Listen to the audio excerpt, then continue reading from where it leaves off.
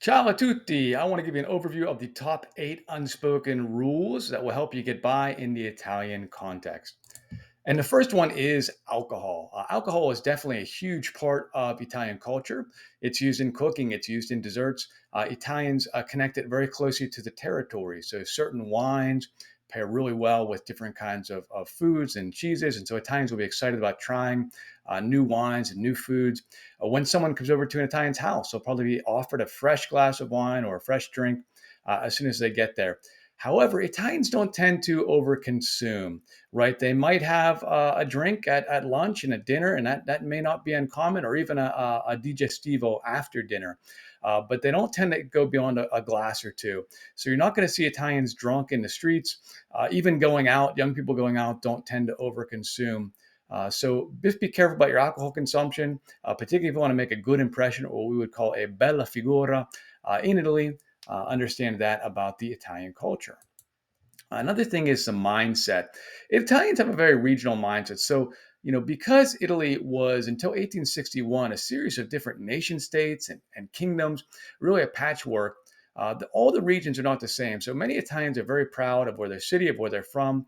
So you want to be careful not to lump them all in together. There's also a bit of a stereotype, which has some truth to it, in that Northern Italians tend to be a bit more like Northern Europeans.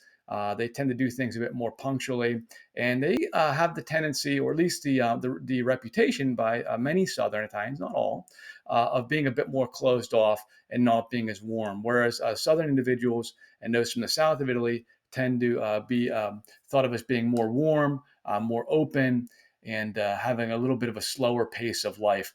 There are differences in standard of living between Northern Italy and Southern Italy. So Northern Italy has a lower unemployment rate. There's a lot of unemployment in Southern Italy as well. And relationships are also very key in Italy when it comes to the mindset. Italians get things done through relationships, and they tend to look at relationships first. So when it comes to being on time or being punctual or getting something done, they prioritize friends, family, and their networks before they prioritize, a strict, rigorous deadline. So something you need to understand. We also have dress. Dress is a concept that's very important in Italian society. We have Milan as, one of the fashion capitals of the world. Italians are very mindful about looking good when they go out. So they tend to wear long pants. Shorts and flip-flops are reserved for when Italians go to the beach. They might wear stylish jackets, or even if they're wearing a t-shirt, it will be a fitted, a nice, stylish t-shirt. Again, there are exceptions to the rule, but when they leave the house, they tend to have their hair dried, their hair fixed, and they are dressed in a way that's not, with athletic clothing, but they tend to be, I think smart casual is probably the way that you would characterize how Italians tend to dress. The passeggiata. Well, the passeggiata is a cultural institution, but I think it also epitomizes a couple things.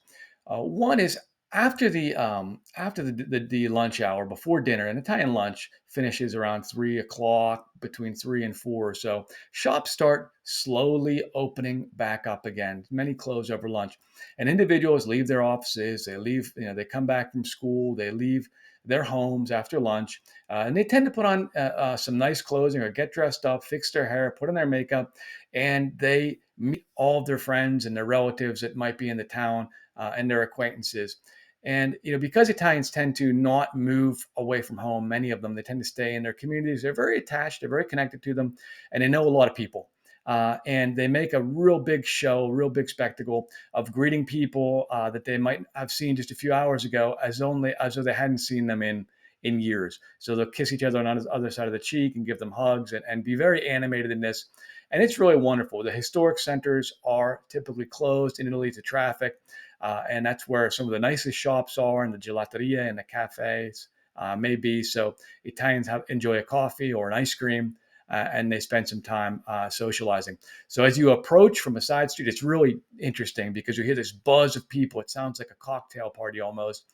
And then you'll see the streets are flooded. This happens every single day, and it's definitely something you want to make sure that you participate in. So get dressed up and enjoy it. Waiting. Well, waiting can be common in Italy. Again, Italians value relationships. They prioritize those first. So you may be waiting for things and on people, and it's important to be patient. Um, something else about waiting is lines. You may notice lines at a restaurant or lines in something like a post office or a bank or a pharmacy. The Italians might cluster around and not form a very straight kind of Anglo-Saxon style line. Um, and so you might have the clerk. The clerk might just simply blurt out, "Chi è il prossimo?" Who's next? And Italians mentally tend to keep track. Now, if someone tries to break this protocol and goes forward, someone might say, excuse me, I was next," which if you see this happening, you can do that as well. You can simply say, "I was next, excuse me," and that should help. Waiting is also important when you go to a restaurant. If you're in a restaurant, Italians aren't going to bring you your bill as soon as it's done. They prioritize enjoying life. They don't want to rush you. So you will wait for your bill, or you can ask for it when you're ready to go. So understand that. But being impatient is certainly a way to appear rude. So you want to be mindful of that. If you need to get something done, you're better off flattering people and begging, in a sense of saying, "Oh, please, can't you help me out? I really need your help." That's much better when it comes to getting something done. Greetings. Well, greetings are important, but not "Hi, how are you?" That's not typically said to folks unless you have a good relationship with them, like you know them, they're a good friend, they're a family member. Even someone you see in a store or a work acquaintance, you probably wouldn't say, "Hi, how are you?" You would say buongiorno, good day, buonasera, good evening.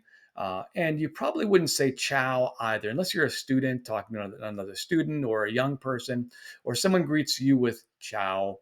Typically, you don't say that. That's considered rude. And greetings are important. Now, any shop you go into, any bakery you go into, any pharmacy you go into, anywhere where you see a person, you want to acknowledge them by saying buongiorno or buonasera. And when you leave, you want to say buongiorno or buonasera. You can say it the exact same way. Or you could say grazie. You could say thank you. That's another way to do it, but make sure you use those greetings. Smiling. Italians do smile. They're happy people. But if they don't know someone on the street, they don't simply flash them a smile.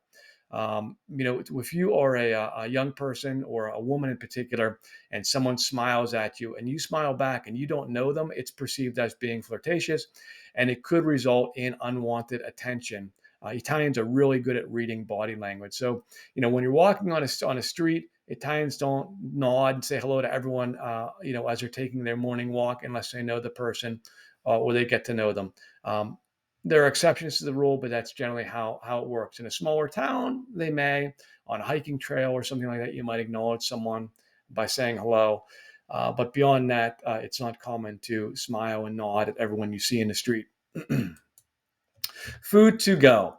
So Italians don't typically get food to go. They might take it home, like take some food home to eat at home. Buy something from a tavola caldo or something where you can get some dishes to go.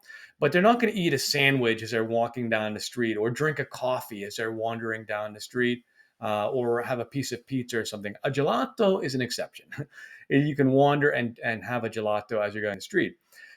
Also, food to go, like you finish your pizza at a restaurant, you have half it left, and you bring it home. You could ask for it, but it's pretty uncommon to do that. Italian pizza also gets quite soggy, so leftovers like that at the restaurant isn't common to get it to go.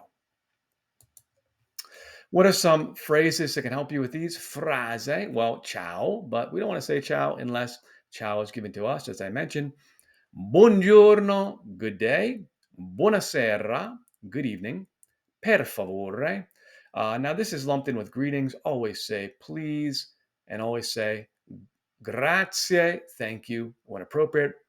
Prego. Prego means you are welcome. It also means please come this way or go right ahead.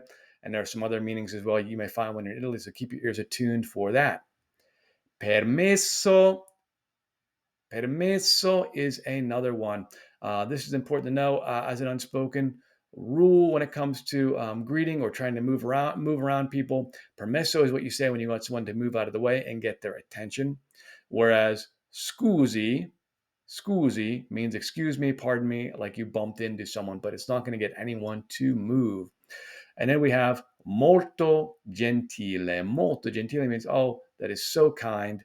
And again, these are lumped into those greetings and kind of flattery. So when you're speaking with an Italian and you want to get something done, be patient. Make sure you say molto gentile and thank you so very much, and use those kind expressions. Okay, that's it for this one, and hope that's helpful. Ci vediamo.